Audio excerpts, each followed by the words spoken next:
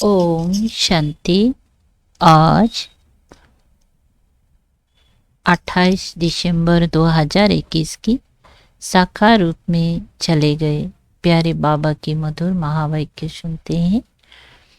प्यारे बाबा बोले, मीठे बच्चे प्रैक्टिस करो, मैं आत्मा हूँ, मैं आत्मा हूँ।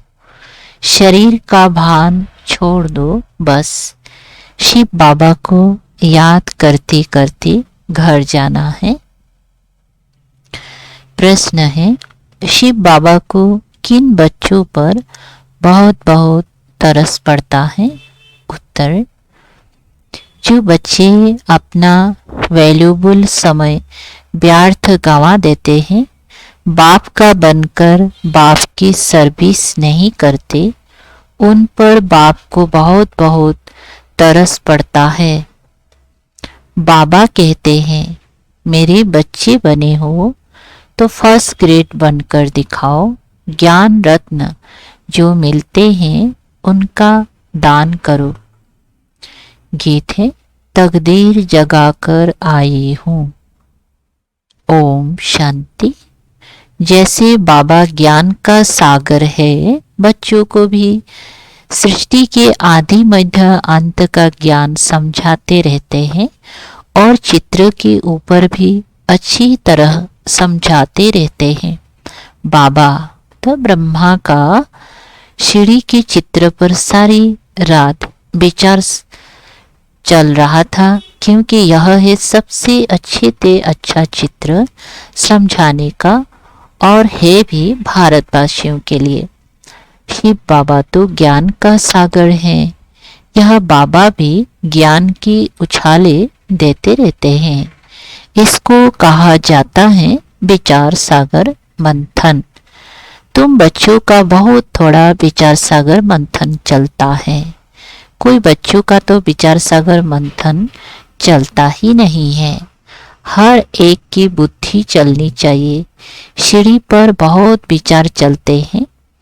मूल वतन भी ऊपर में दिखाना पड़े। सीढ़ी तो है स्थूल वतन की, 84 जन्मों की। ज्ञान के बिगर यह चित्र कोई बना ना सके। ज्ञान तो तुम बच्चों में ही है। सीढ़ी बनाते भी विचार सागर मंथन चलते रहना चाहिए। यह बड़ी अच्छी चीज है। ऊपर में मूल वतन भी जरूर चाहिए। समझाया जाता है, आत्माएं मूल वतन में स्टार मिसल रहती हैं। मूल वतन के बाद है ब्रह्मा विष्णु शंकर पुरिया, जिसको सूक्ष्म वतन कहा जाता है। सीढ़ी में तो भारत का ही दिखाते हैं। भारत पावन था, अभी पतित है। अक्षर सब लिखने पड़ते हैं। बेचारे मनुष्य तो कुछ भी नहीं जानते। जो पूज्य थे वही पुजारी बने हैं, यह किसी को भी पता नहीं है। तुम्हारे में भी नंबरवार है जो जानते हैं। राजधानी स्थापन हो रही है। कोई तो बहुत अच्छी रीति पुरुषार्थ करने लग पड़ते हैं। मैं आत्मा हूँ। शरीर को जैसे भूल जाते हैं और कुछ दिखाई नहीं पड़ता, क्योंकि समझाया जाता है कि तुम अपने को आत्मा समझो। शरीर का भान टूट जाए। कहते हैं ना, आप मोए मर गई दुनिया। शिव बाबा को याद करते करते अपने घर जाना है। इस अवस्था को जमाने में ही मेहनत है। सीढ़ी पर भी समझाया जाता है कि भारत में आदि सनातन देवी देवता धर्म था, तो सुख शांति पवित्रता थी। अभी मनुष्य दुखी हुई है तो घर को याद करते हैं। कोई कभी इस सीढ़ी के चित्र पर समझाना बहुत अच्छा है। सीढ़ी के आगे जाकर बैठ जाए तो भी बुद्धि में रहे। हम भारतवासियों ने 84 जन्म लिए हैं। 84 जन्म सिद्ध करने हैं। फिर इस हिसाब से समझाया जाता है। जो आधा गलत बात आते हैं उन्हों की जरूर कम जन्म होंगे। सारा दिन बुद्धि में यह ज्ञान टपकता रहे। सतयुग त्रेता में संपूर्ण निर्विकारी पूज्य थे, फिर विकारी पुजारी बने। विकारी बनने के कारण ही अपनी को हिंदू कहलाते रहते हैं और कोई ने अपना नाम नहीं बदला है, हिंदुओं ने ही बदला है। अभी तुम बच्चों को यह ज्ञान मिलता है। ज्ञान सागर बाबा तुमको नया ज्ञान दे रहे हैं। श्री के चित्र पर बहुत बच्चों को ध्यान देना है। सिर्फ कोई चित्र के सामने आकर बैठ जाए तो भी बुद्धि में सब कुछ आ जाएगा। सारी रात बुद्धि चलती रहे। 84 का चक्र कैसे है समझाया जाए। आधा कल्प है रावण राज्य, बाद में जो आने वाले हैं वो ये ज्ञान उठाएंगे ही नहीं। सतयुग त्रेता में आने वाले ही उठाएंगे। जिनको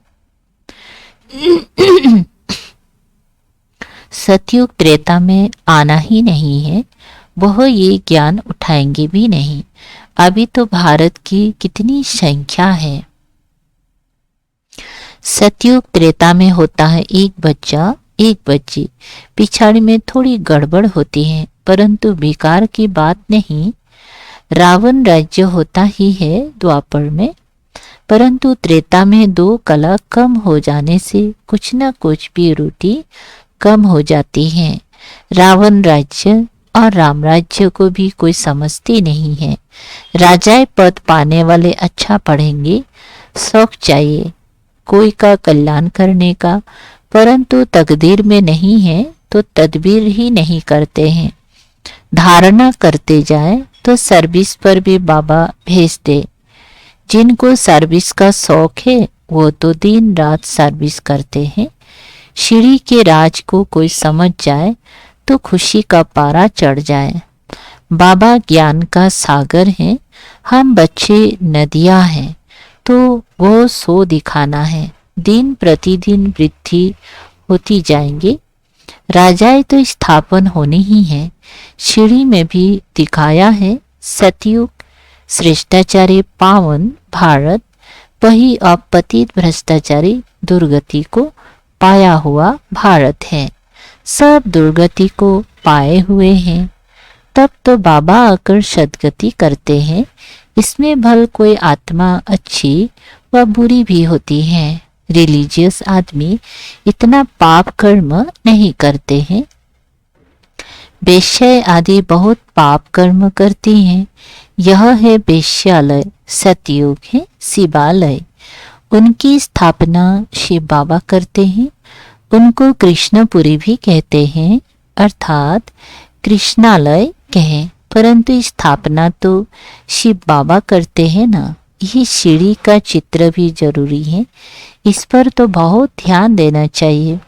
सीढ़ी को देखने से सारा 84 का चक्र बुद्धि में आ जाता है, परंतु अंदर बड़ा शुद्ध होना चाहिए। शिव बाबा से योग हो तब नशा चढ़े और पद भी पा सके। ऐसे नहीं कहना चाहिए कि जो मिलेगा तकदीर में, जो होगा सर्विस का शौक रखना चाहिए।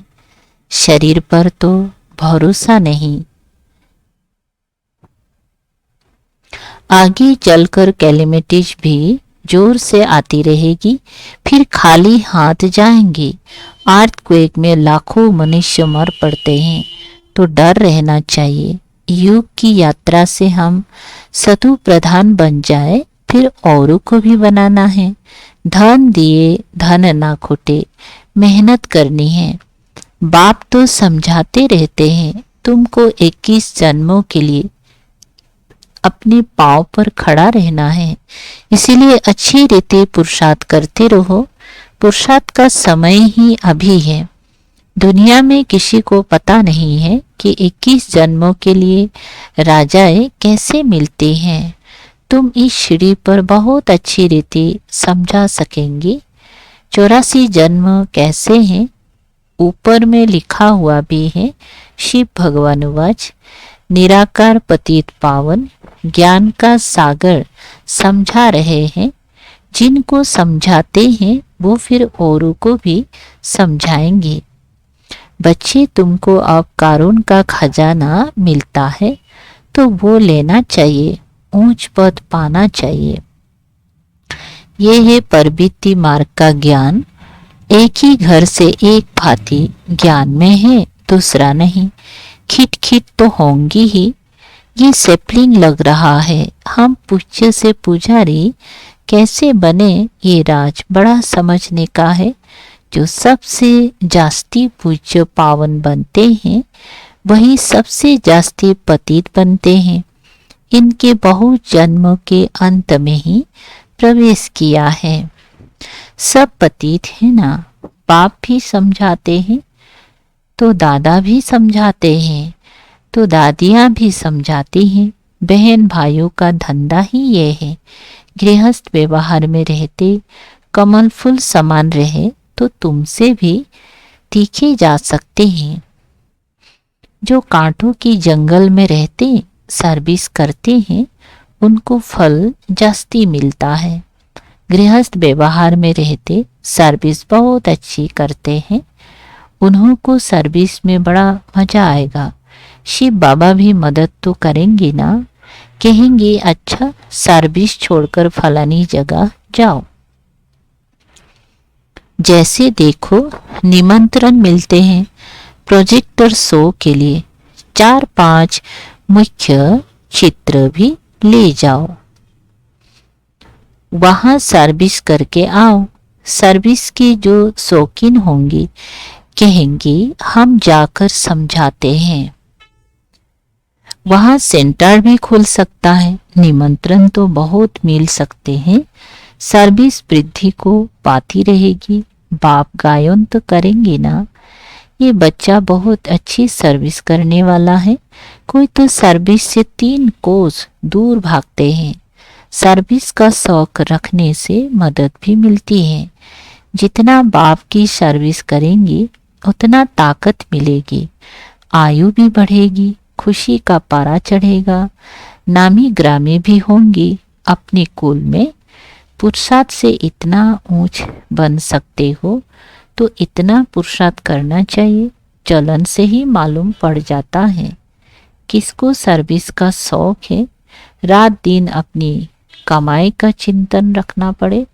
बहुत भारी कमाई है। बाबा को भी कब कब ख्याल आता है जाकर बच्चों को रिफ्रेश करे, वो खुशी होंगी। बाबा को तो सर्विसेबल बच्चे ही याद पड़ते हैं। अमृत बेले विचार सागर मंथन का डांस अच्छा चलता है। जिसका जो धंधा उसी में लगे रहते हैं। सवेरे में विचार सागर मंथन चलता है। बच्चों को भी पहले तो मुरली अच्छी रीति धारण करनी पड़े, रिवाइज करे, तब फिर आकर मुरली चलाए। आगे बाबा रात को 2 बजे उठकर लिखते थे, फिर सवेरे मम्मा मुरली पढ़कर फिर चलाती थी। भल मुरली हाथ में न भी लेवे तो भी अच्छी चला सकते हैं। जिन जिन बच्चों को मुरली पढ़ने और उस पर चिंतन करने का शौक है वो सर्विस करते रहेंगे। मुरली पढ़ने से जाग पड़ेंगी। ये मुरली छपने का काम तो बहुत जोर से चलेगा। टेप का भी काम बहुत बढ़ जाएगा। मुरली विलायत तक भी जाएंगे। कोई की बुद्धि में बैठ जाए तो एकदम नशा चढ़ जाएगा। उठते बैठते 84 का चक्र बुद्धि में फिरता रहेगा। कोई की बुद्धि में तो कुछ भी नहीं बैठता है। खुशी का पारा नहीं चढ़ता है। तुम्हारा तो सारा दिन धंधा ही ये रहना चाहिए। यह ऊंची ते ऊंचा धंधा। बाबा को व्यापारी भी कहा जाता है ना। यह अविनाशी ज्ञान रत्नों का व्यापार कोई बिरला करे।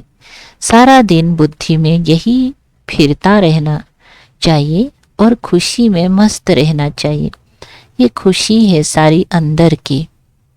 आत्मा को खुशी होती है, ओहो हमको बाबा मिल गया है। बेहद के बाप ने 84 जन्मों की कहानी सुनाई है। बच्चे बाप का टीचर का शुक्रिया मानेंगे ना। स्टूडेंट टीचर द्वारा पास होते हैं तो फिर टीचर को सौगात भी भेज देते हैं। तुम बच्चे जानते हो बाबा हमको ऊंच पढ़ाई पढ़ाते हैं जिससे हम विश्व के मालिक बन जाते हैं। ये पढ़ाई है बहुत सहज, परंतु पूरा ध्यान नहीं देते हैं। फर्स्ट क्लास नॉलेज है, इनको समझने से कारून का खजाना मिलता है भविष्य में। कमाल है ना। हर एक बच्चा समझ सकता है हम किस ग्रेड में हैं। सारा मदार है सर्विस पर। बाबा तो कहेंगे 3rd ग्रेड से निकल 1st ग्रेड में आ जाओ, तब कुछ पद पा सकेंगे। 21 जन्मों की रिजल्ट निकल जाती है। बाबा को तो तरस पड़ता है, व्यर्थ समय गंवाते हैं। बाबा समझाते हैं ड्रामा प्लेन अनुसार मुझे आना पड़ता है सदगति देने के लिए। यह है ही दुर्गति की दुनिया।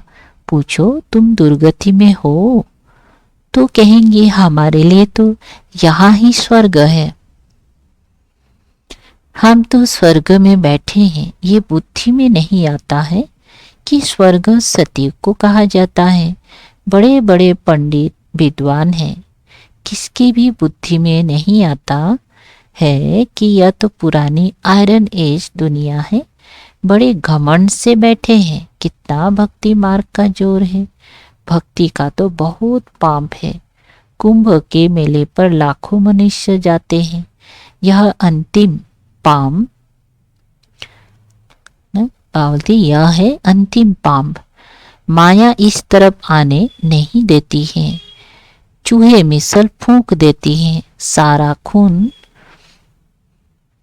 चूस लेती हैं। अच्छा, मीठे मीठे सिकलधे बच्चों प्रति मात पिता बाप दादा का याद प्यार और गुड मॉर्निंग।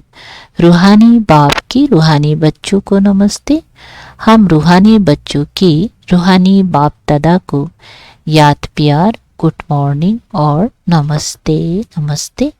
शुक्रिया बाबा, थैंक यू बाबा। धारणा के लिए मुख्य सार है।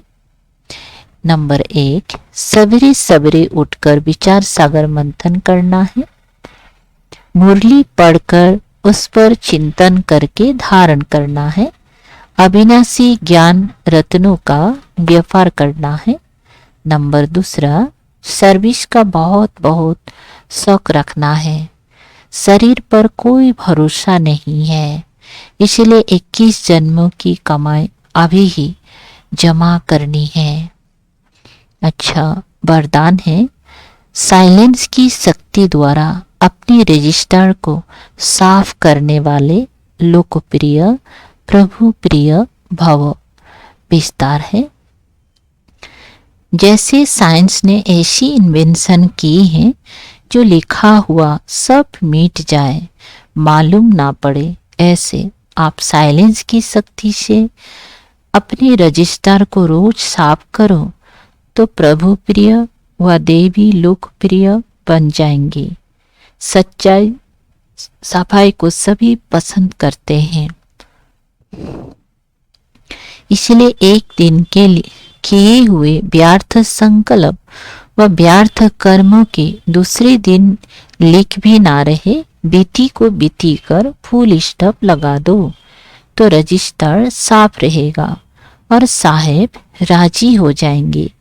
स्लोगन है व्यर्थ संकल्प करना व दूसरों के व्यर्थ संकल्प चलाने के निमित्त बनना, यह भी अपवित्रता है। व्यर्थ संकल्प करना व दूसरों के व्यर्थ संकल्प चलाने के निमित्त बनना, यह भी अपवित्रता है। अच्छा, ओम शांति। शुक्रिया बाबा, थैंक यू बाबा।